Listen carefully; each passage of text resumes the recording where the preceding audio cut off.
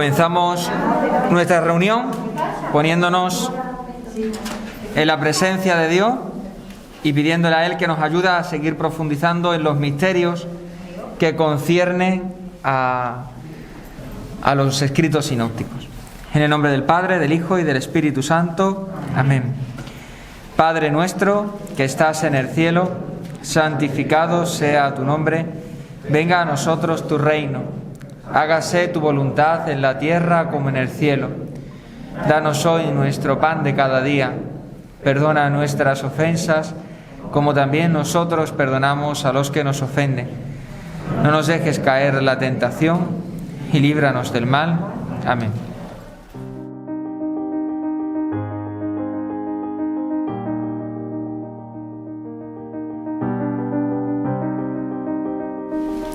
Pues bueno, vamos a intentar, la semana pasada lo dije y al final no lo cumplí. Voy a intentar dejar algo de tiempo, ¿vale? Para que podamos después dedicar un tiempo de diálogo o incluso de conversación o de preguntas, ¿vale? De temas referentes a todo lo que concierne a los temas que vamos a estar tratando o incluso aquellas dudas que a lo mejor hayan surgido en vuestro corazón.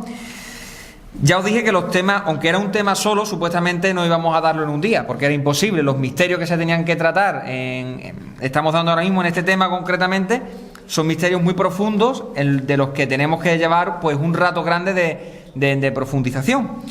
Si hacemos un poquito de memoria, ¿vale? Porque os dije que todos estos misterios, como se llaman, ¿no?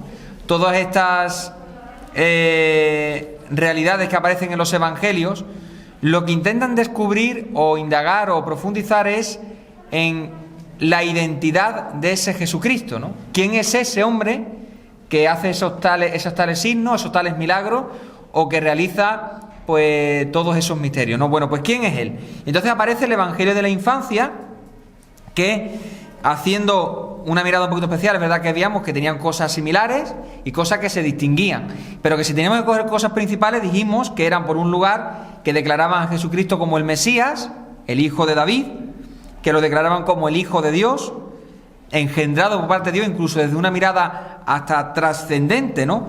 Que lo llama el Kyrios o el Emmanuel, ¿no? El Dios con nosotros, de forma que esa imagen de Hijo de Dios era una perspectiva divina, ¿no?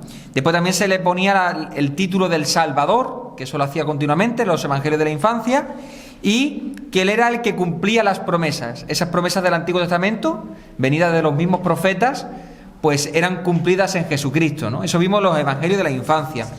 Después seguimos, lo hice de una forma un poquito muy por encima, porque vi que se me cogía el toro y quise hacerlo un poquito para no dejarlo sin dar los evangelios en la parte que es referente al bautismo, ¿no?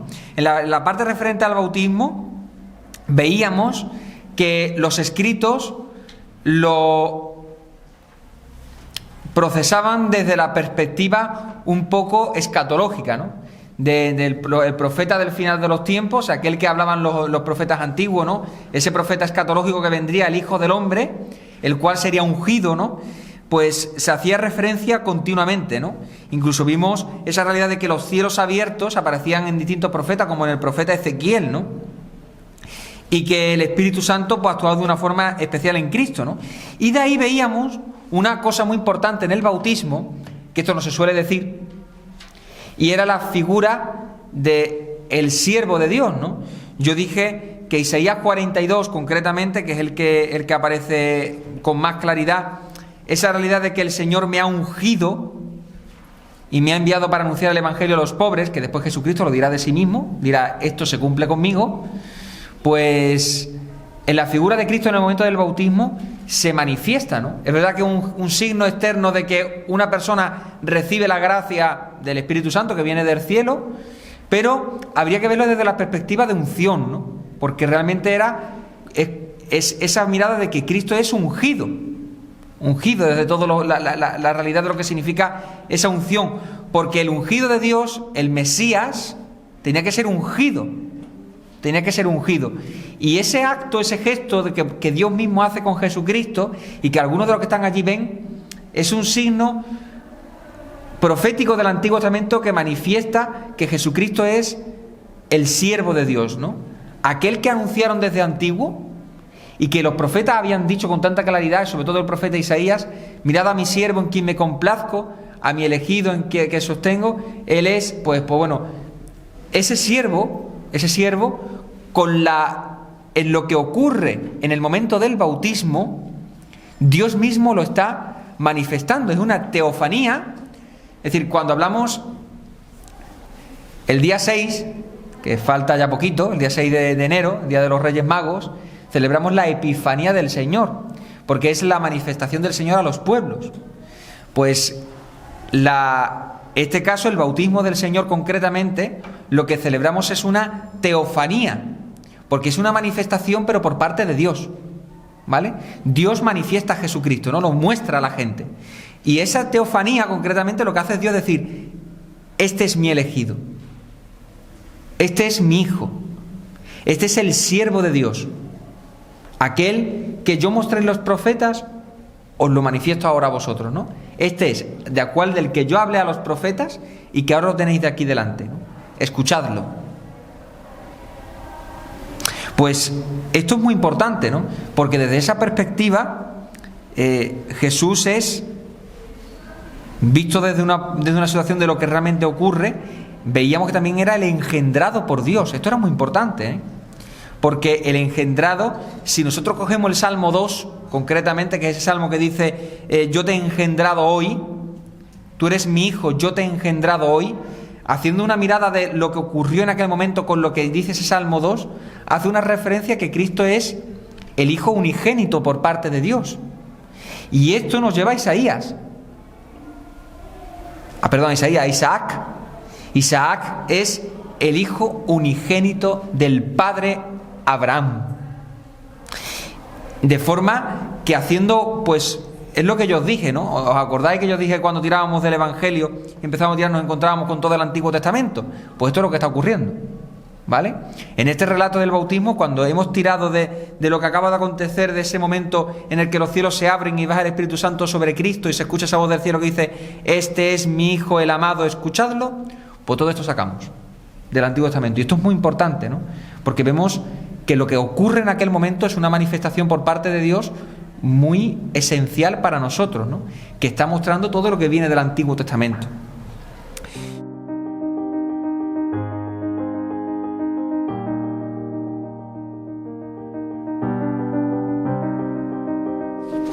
Hoy vamos a centrarnos en otros dos misterios, ¿vale? Voy a intentar ser más breve que la otra vez, en los que hacemos referencia, en primer lugar, a la transfiguración. Y la transfiguración nos viene bien verla justo después del bautismo, porque se produce como un símil, ¿verdad? Porque ¿qué termina ocurriendo en la transfiguración? Este es mi Hijo el amado, en quien me complazco, o este es mi elegido, ¿vale? Eso lo vamos a ver ahora.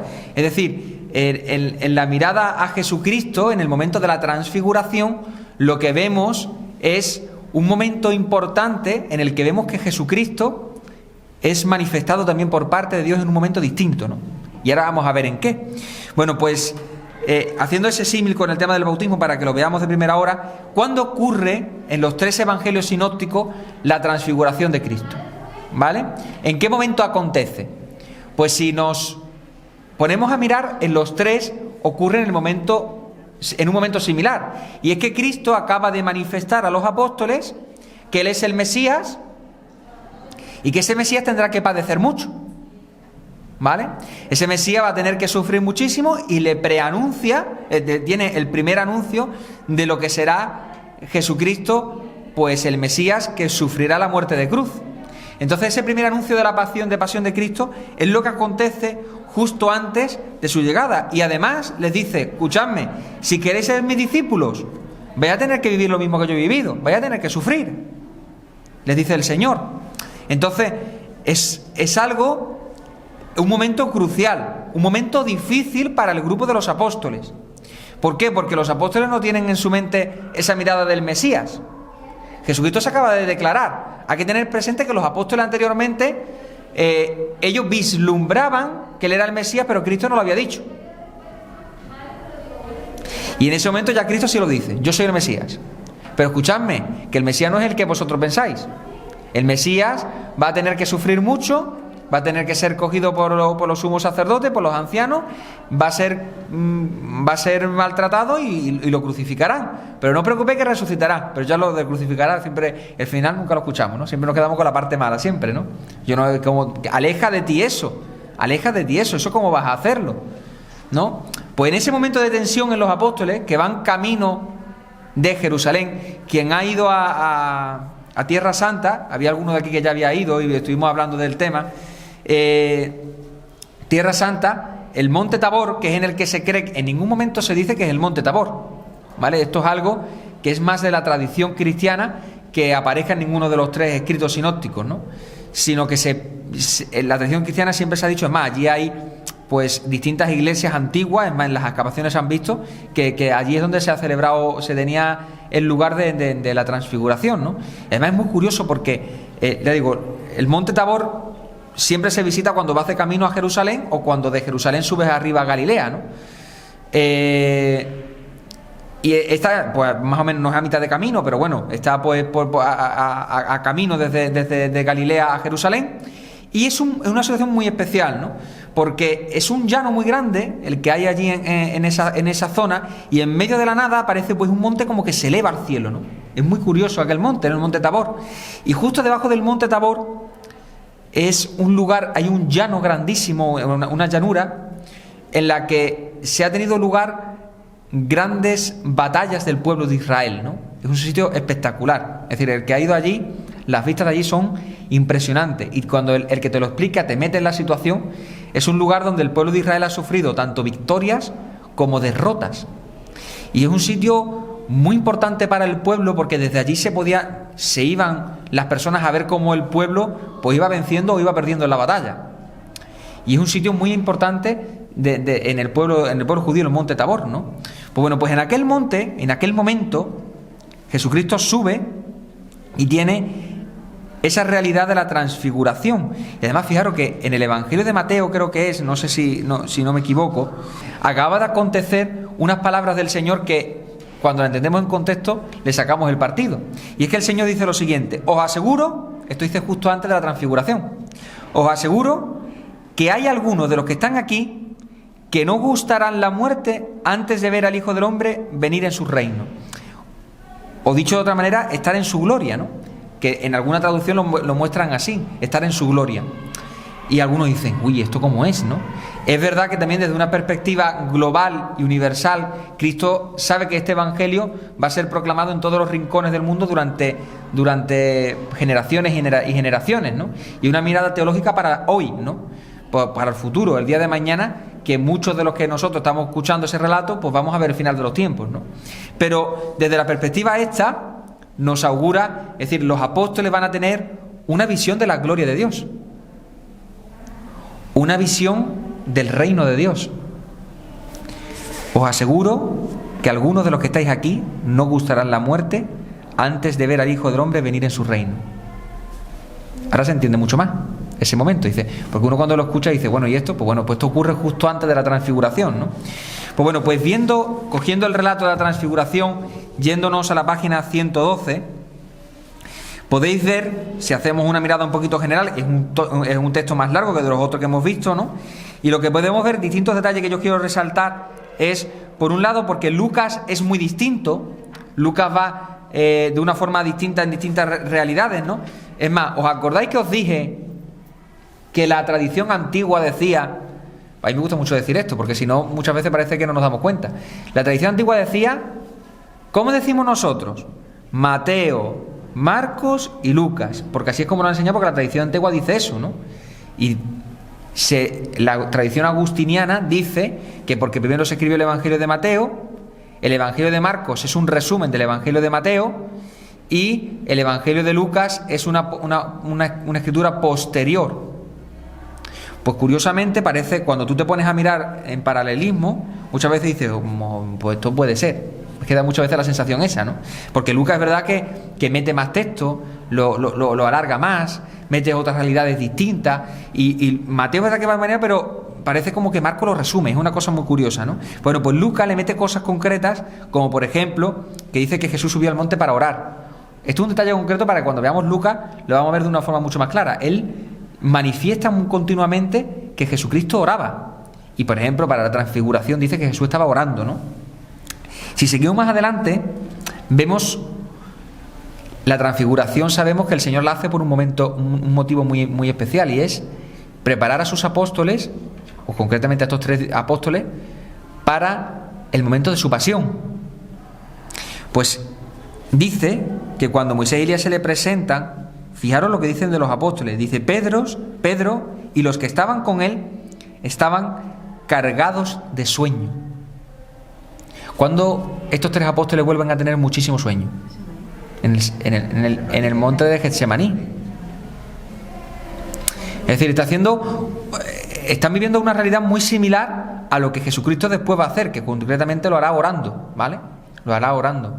Es decir, que cargados de sueño. Es decir, muchas veces cuando estamos en oración, ¿qué trabajo nos cuesta orar, verdad? ¿Qué trabajito nos cuesta trabajo de ponernos delante de Dios a buscar nuestros ratos de oración, ¿no? Y curiosamente los ponen los dos en un momento principal, que los 3 están cargados de sueño, ¿no? Pero espabilándose, dice que después Pedro habla, ¿no? Pero está mirando a esa realidad del monte de los olivos, ¿no? Y después, aparte, si seguimos en los siguientes versículos, vemos que en Mateo y en Marcos dice el amado, este es mi hijo, el amado, en quien me he complacido, escuchadle. Pero si vemos en el de Lucas, dice, este es mi hijo, el elegido. Recordamos otra vez el pasaje que os he dicho antes de Isaías 42. Él es el elegido, ¿no? Pues dice que los apóstoles cayeron sobre sus rostros y se llenaron de temor, ¿no? Eso dice el Evangelio de Mateo. Es algo distinto a lo que dicen los otros, eso no lo dicen los otros relatos, ¿no? Pero Mateo dice que cayeron sobre sus rostros y se llenaron de temor, ¿no? Curiosamente, el Evangelio de Mateo tiene un símil, tiene una mirada especial con todo lo que es la realidad de los judíos, ¿no? Y los judíos, que a los cuales está llevado este Evangelio, esto es muy importante que lo diga. ¿Por qué? Porque como son judíos, los judíos tienen miedo de ver a Dios. Y cuando aparece la presencia de Dios, en todos los libros del Antiguo Testamento, todos se llenan de pavor y de temor, porque van a ver a Dios, y cuando quieren ver a Dios saben que pueden morir isofácticamente en el Antiguo Testamento. Esa es la mirada del Antiguo Testamento, y lo manifiesta, lo pone por delante, que los apóstoles, cuando escuchan la voz de Dios, como que se asustan, porque ellos tienen miedo a Dios, no han conocido todavía a Dios. Ojo, que estos apóstoles no han tenido la experiencia pascual, y para ellos la mirada judía sigue siendo muy importante, ¿vale? Y por tanto, para ellos Cristo no saben todavía del todo quién es, y para ellos Dios no tienen la mirada que todavía, porque por más que Cristo lo está explicando, siguen sin comprender y tienen miedo de Dios, ¿no? Y después lo que dice, ¿no? Que ellos callan y no dicen nada, ¿no? Eso también lo dicen varias veces. Bueno, pues desde ahí, ¿qué tenemos que decir? Pues si cogemos los elementos comunes que aparecen en el relato, pues es verdad que el lugar, pues dice los 3 que es en lo alto de un monte, es lo que anuncia, ¿no? El monte siempre es un lugar de encuentro con el Señor, siempre.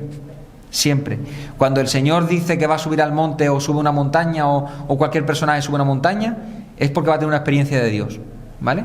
Entonces suben al monte. Cuando Jesucristo está con los apóstoles, de golpe se va al monte a solas a orar, se va a la presencia de Dios. Es decir, Jesucristo tiende a hacer pues esa realidad concreta que hacían en el pueblo judío, ¿no? Subir al monte como una muestra de que voy a la presencia de Dios, ¿no? Bueno, pues tenemos eso por un lado. Después tenemos que el prodigio ocurre lo mismo, ¿no? Jesucristo revela su verdadera identidad y es transfigurado de luz. Los vestidos se volvieron resplandecientes, ¿no? Es decir, esto lo manifiestan los 3. Es decir, una luz muy fuerte, una luz muy grande, y Jesucristo transmite una identidad real de la que tiene oculta humanamente, ¿no? En los tres relatos también tenemos la reacción de Pedro, de las 3 tiendas. Que dice, qué bien se está aquí, vamos a hacer 3 tiendas. En los 3 relatos aparece. Y esto recuerda un poquito, haciendo una mirada y volviendo a sacar un poquito el Antiguo Testamento, el hilo, nos recuerda a la tienda del encuentro del Antiguo Testamento, donde los judíos se encontraban con Dios. Cuando, antes de tener el templo, los judíos, ¿cómo llevaban el Arca de Alianza y el lugar del encuentro con Dios? Tenían una tienda, que es como ellos lo llamaban, que montaban en el campamento judío, porque no tenían tierra todavía, y en aquella tienda del encuentro, donde tenían el Arca de Alianza, era el lugar del encuentro con Dios, y allí solamente podía entrar Moisés, ¿vale? Después, posteriormente, solamente podrá entrar el sumo sacerdote, una vez al año, después de haber hecho muchísima purificación, porque era pecador y no podía entrar. Y eso era, para poder entrar tenía que estar una semana sin acercarse a su mujer, una semana no sé cuánto, haciendo ayuno, haciendo no sé cuánto, para poder entrar una vez en el año, ¿vale? Bueno, pues vamos a hacer 3 tiendas. Vamos a hacer 3 tiendas. Y la importancia de que quiere que esa situación permanezca en el tiempo, ¿no? Fijaros, le está manifestando la gloria de Dios. Y Pedro quiere que permanezca en el tiempo, que se mantenga para siempre. Yo no sé vosotros, ¿no? Pero cuando uno tiene una pequeña experiencia de Dios, me refiero, está en oración y en algún momento Dios, por su infinita bondad y misericordia, te ha dejado sentir un poquito lo bien que se está junto a Él, se siente muy bien. Y no desea que ese tiempo pase, ¿no? Sino ese rayo de Dios dice, me ha llenado para 3 meses. Para 3 meses, y además han sido 2 segundos, ¿no? Pero qué bien se está aquí, ¿no? Pues cuando Pedro siente la presencia de la gloria de Dios allí delante suya, vamos a hacer 3 tiendas, ¿no? Una para ti, otra Moisés, que no os vayáis de aquí. No os vayáis de aquí. Dios no se irá, porque se queda con nosotros en el sagrario. Dios no se irá. La tienda del encuentro la tenemos aquí en San Fernando, en la adoración perpetua, ¿vale? Seguimos. Las palabras del Padre son semejantes en el sentido a la del bautismo y presenta a Jesús como aquel que tienen que escuchar y obedecer, ¿no? Desde esta situación hay que tener presente de que los apóstoles están rechazando, ¿vale? Están rechazando lo que tienen que sufrir, lo que Cristo tiene que sufrir, y que después los que lo siguen también van a tener que sufrir. Lejos de ti eso, Señor, ¿cómo vas a hacer eso? Están rechazando la pasión, y en ese momento tienen la transfiguración y el Señor le dice, escuchadle, ¿no? Lo vuelve a manifestar de una forma importante, aquel que tienen que escuchar y obedecer, ¿no? Pues existe desde esta situación, pues cosas importantes que tenemos que ver. Existe un transformo, toda la realidad bíblica de lo que hay, porque lo que acontece con Jesucristo resuena mucho en la figura de Moisés también, ¿vale? Tirando otra vez al antiguo, ¿no? Moisés dice que cuando entraba en la tienda del encuentro, la que he dicho ahora mismo, y salía de ella, dice que su cara resplandecía. Yo no sé si lo sabéis, pero dice incluso que Moisés se tendrá en un momento determinado que tapar el rostro. Moisés se tiene que tapar el rostro porque resulta que las personas que veían a Moisés y lo veían deslumbrante, dicen que Moisés tiene que taparse el rostro para evitar que la gente lo adoren a él en vez de a Dios. Fijaros qué cosa más curiosa, ¿no? Pero esta realidad de que Moisés resplandece cuando está en la presencia de Dios, cuando Jesucristo dice que resplandece, hace un símil con Moisés. Y cuando Jesucristo sube al monte, Moisés en el momento del Sinaí, que tiene que subir a la presencia de Dios, tiene que subir al monte. Y por tanto hace una mirada muy clara que lo que Moisés vivió en aquel momento vuelve a aparecer con Cristo, ¿no? Jesucristo es como ese nuevo Moisés, y eso en el Evangelio de Mateo se va a mostrar muy claramente en distintas cosas que ya lo veremos, ¿no? Pero continuamente tiene que aparecer esta figura como que es un nuevo Moisés, pero ojo, que este es mi Hijo el amado. O sea, este es más que Moisés. Este no es Moisés simplemente, ¿no? No es un nuevo Moisés. No es un profeta. Este es más que un profeta, ¿no? Es más que un profeta. Incluso hay un momento en el que cogiendo un poquito del libro del Deuteronomio, viendo esta referencia a Moisés, dice, hay un momento que dice, no ha vuelto a surgir cuando ya Moisés muere, termina el libro de Deuteronomio diciendo, no ha vuelto a surgir en Israel un profeta similar a Moisés. Fijaros lo que dice el libro de Deuteronomio, ¿no? Pues Jesucristo ya está haciendo un símil con Moisés, haciendo referencia de que si no había nadie como Moisés, aquí tenemos a alguien que es como Moisés, pero es que no solamente es como Moisés, es más que Moisés, ¿no? Él es mi elegido, este es el Mesías, este es mi Hijo amado, en quien me complazco, ¿no? Escuchadle.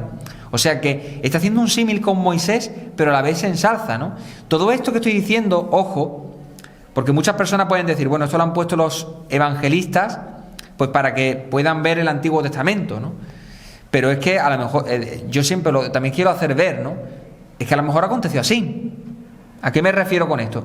Es que no tenemos que pensar que los evangelistas lo escribieron pensando en el Antiguo Testamento, sino que acontece así porque Dios quiere hacernos ver que todo lo que surgió en el Antiguo Testamento se está haciendo realidad en el Hijo. ¿Vale? Esto no es que los evangelistas los puedan meter, que no lo sabemos, si a lo mejor lo adaptaron de una forma especial, que no creo, ¿no? Sino que sobre todo lo hacen desde esta perspectiva, ¿no? Es decir, que Dios lo hizo así para mostrar lo que en el Antiguo estaba haciéndose manifiesto y que se cumple en Jesucristo, ¿no? Es decir, viendo la transfiguración, pues que hay que hacer un poquito de referencia pues toda esta situación, todo esto del Antiguo Testamento, que nos ayuda a ver que vuelve a manifestarse, este es mi Hijo, este es mi elegido, haciendo una referencia, cómo no, a lo que acontece con Moisés y lo que acontece después también con ese Isaías 42, ¿no? Del siervo de Yahvé. Él es el elegido, ¿no? El hijo de Yahvé. Pues bueno.